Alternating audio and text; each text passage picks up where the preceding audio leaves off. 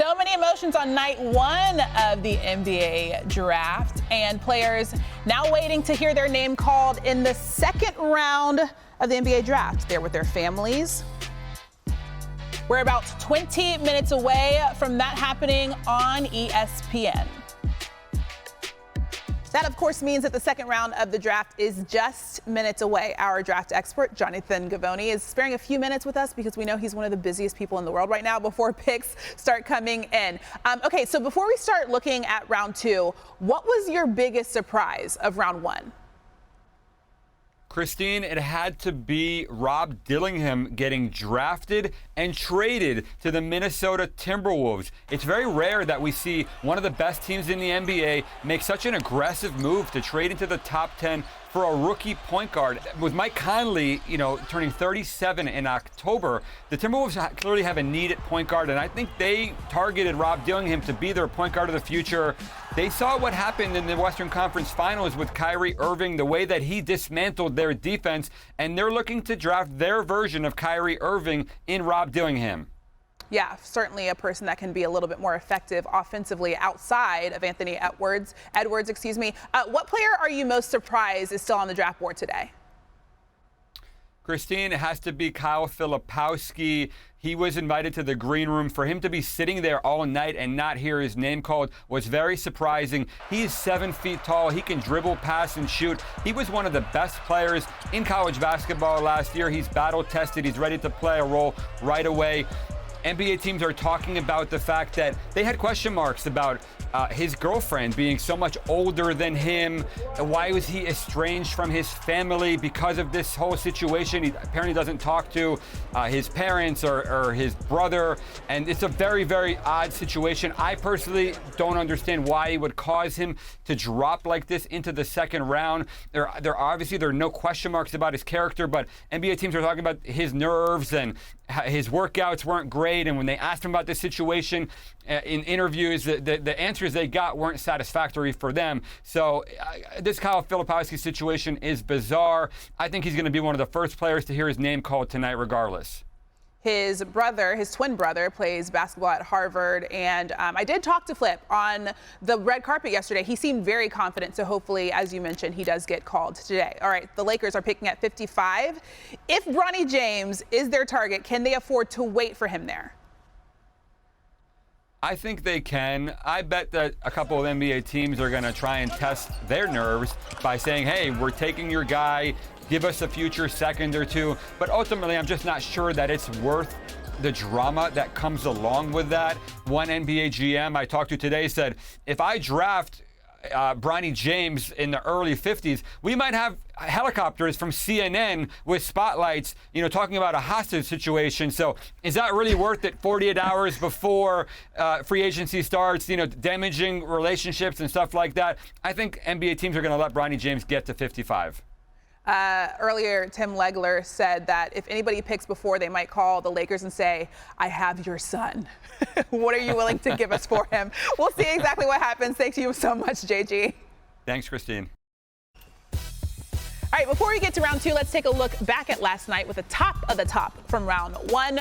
We saw, of course, some nice fits last night from Rob Dillingham, who might be my favorite. No, Jared McCain is, but Ron Holland, Alex Sarr, Keyshawn George, and Donovan Clingan, who honored his family and the back-to-back champion UConn Huskies.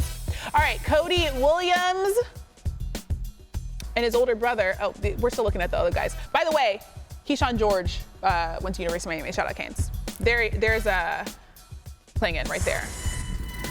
All right, now we got Cody Williams and his older brother, Jalen, who aren't new to celebrating at the draft.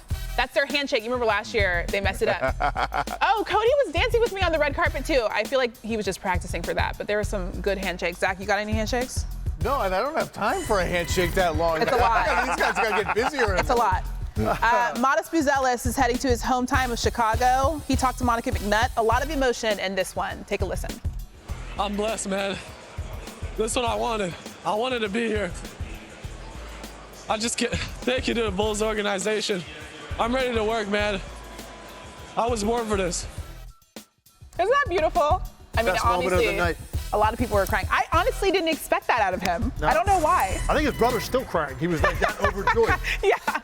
And Zach Edey heard his name called, surrounded by loved ones last night at his watch party. He's from Canada, by the way, but he might have dropped the album of the year as well. Look at this.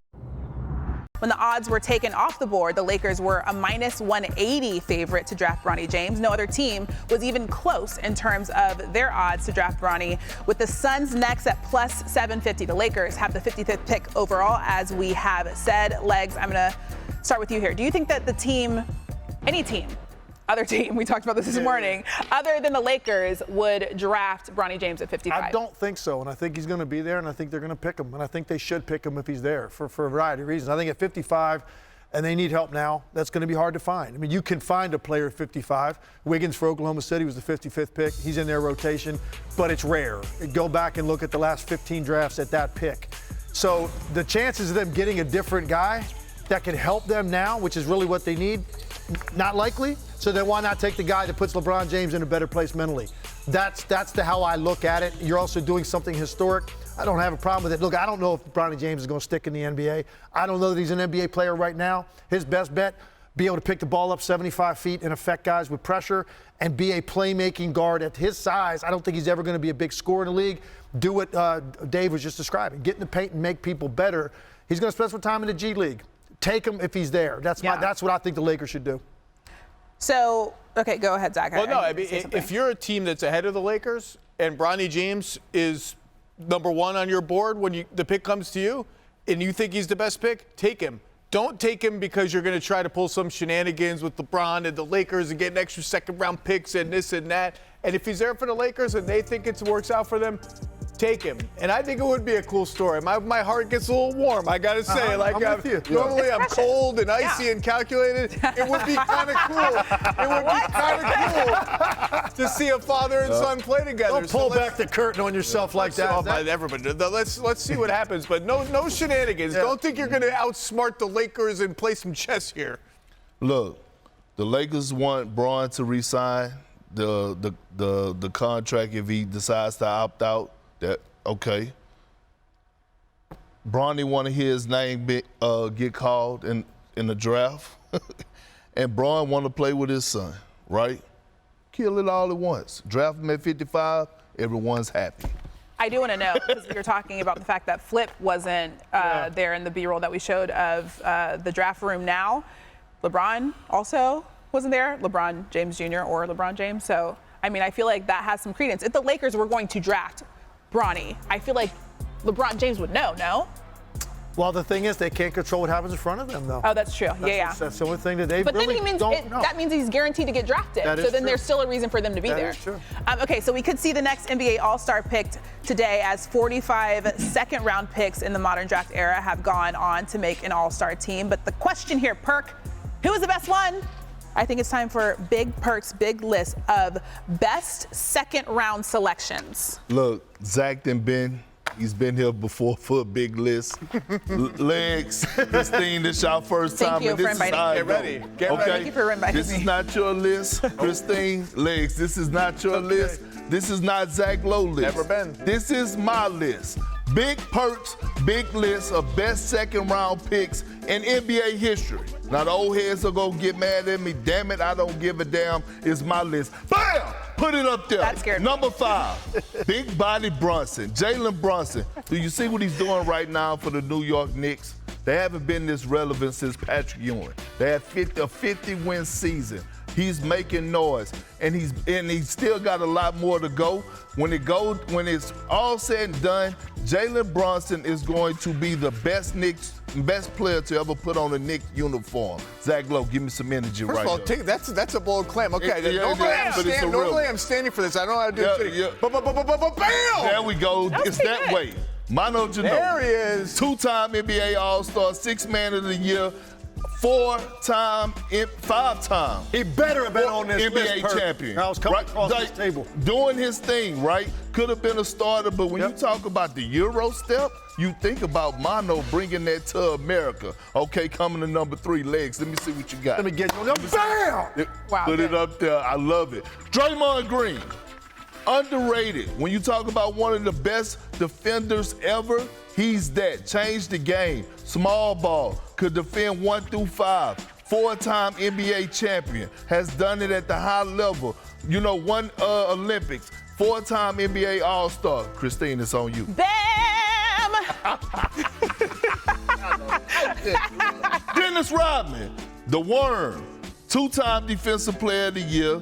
I believe it was 4 or 5 All-Stars. No, 2-time All-Star. I mean, listen, he did his thing. 7-time rebounding champ.